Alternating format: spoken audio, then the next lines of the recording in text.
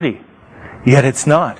And so what they had to do, because they had no jurisdiction, they actually had to create a federal government employee, basically, an officer inside the office. And this contract of service is the relationship between this guy and the federal government, albeit virtually imaginary.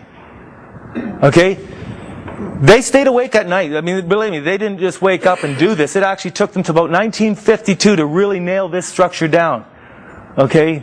In the early years, they actually could, because of the war, directly tax our private property, but it was a short period of time. During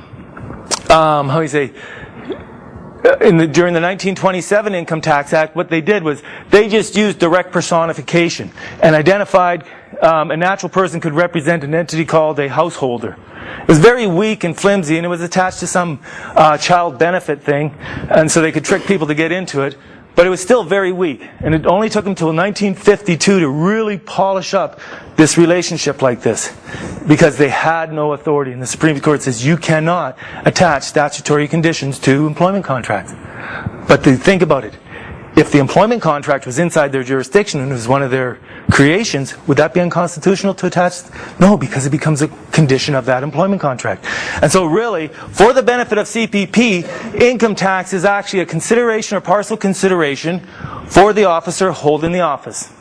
In fact, in simple terms, it's office rent for the benefit of CPP. So here's some support for this multi-layered creation of personifications. The act of personification. It's out of jurisprudence. It's further on in the book under legal persons, 426.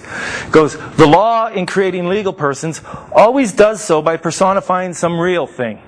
Are we not the real thing here? The human being? So they personify the real thing. And it is his personality alone that is fictitious. Okay? Which is these artificial persons.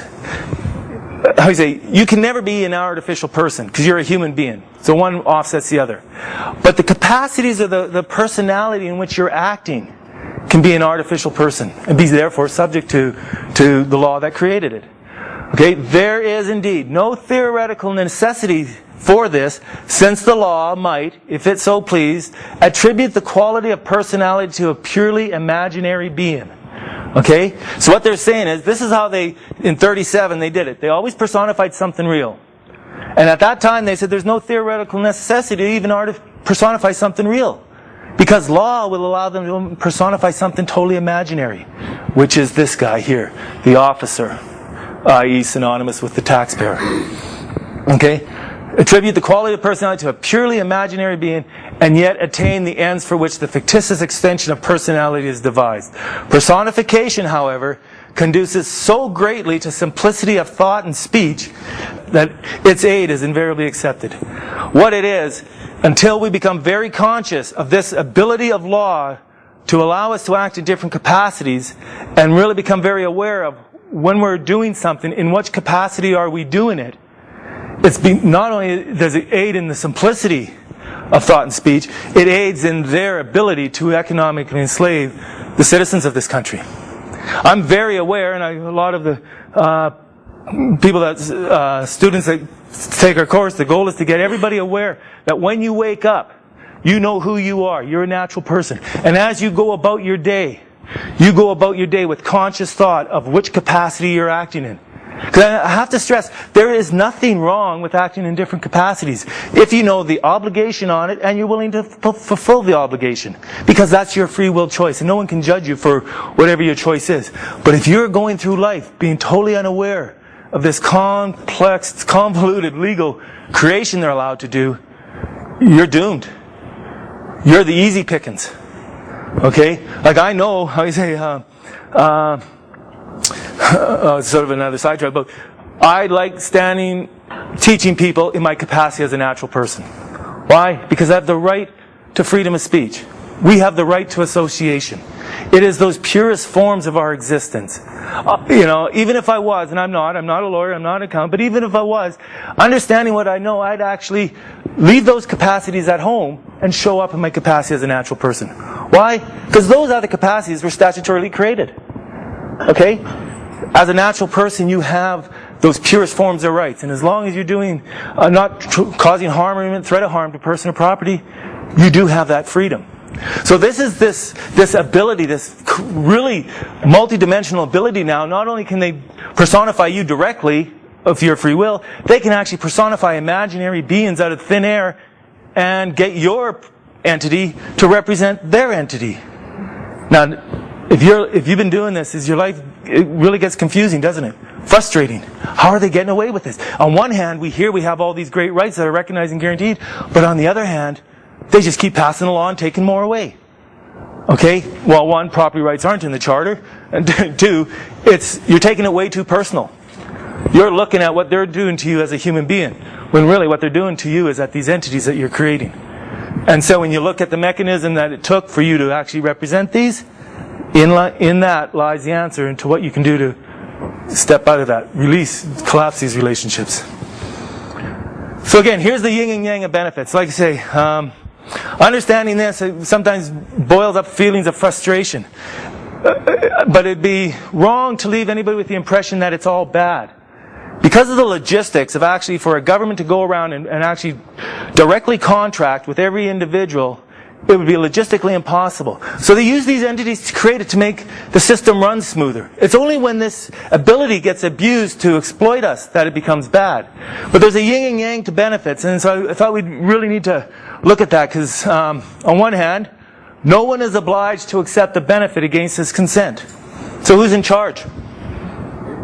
You are. Right? But on the other hand, he who derives a benefit from a thing ought to feel the disadvantages attending it. So it's a free will choice, but boy, if you step across that line, there are obligations. And that requires knowledge and education to say, am I going to step across that line? And that's what they've done. They've suppressed education. They've manipulated language to keep us into the belief that this never existed. Okay? So what have we learned?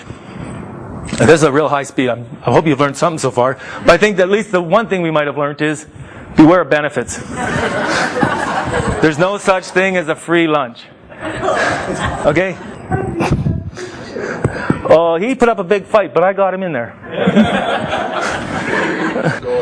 Yeah.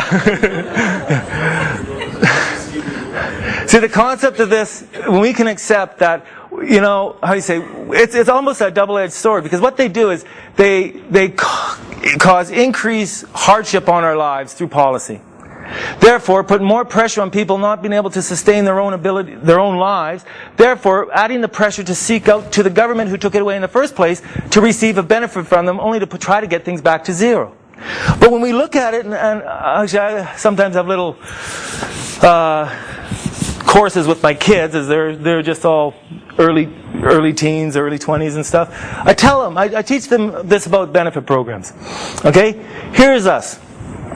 On the average, now I got to qualify this, because there are people through some accident, incident, birth, that really don't have the full ability to take care of themselves.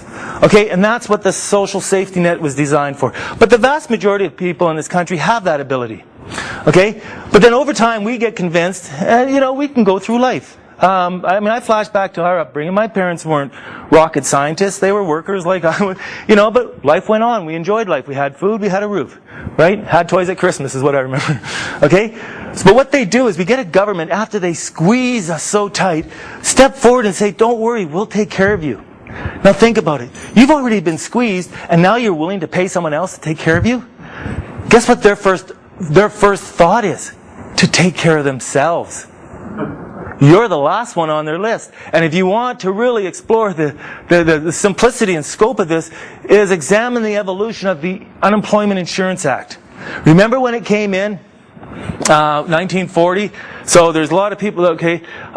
It was an Unemployment Insurance Act. Guess what happened in 1996? They changed it to be an employment insurance plan. Think about it. If you did pay premiums into a benefit program for unemployment insurance, when did you get the benefit of that? When you were unemployed.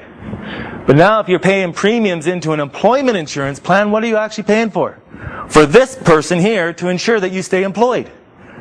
Therefore, we're going to give you a whole list of courses you must attend, a whole list of things, and the second you don't do one of them, too bad you don't qualify. Okay? We're going to look at, this is just an evolution into this police.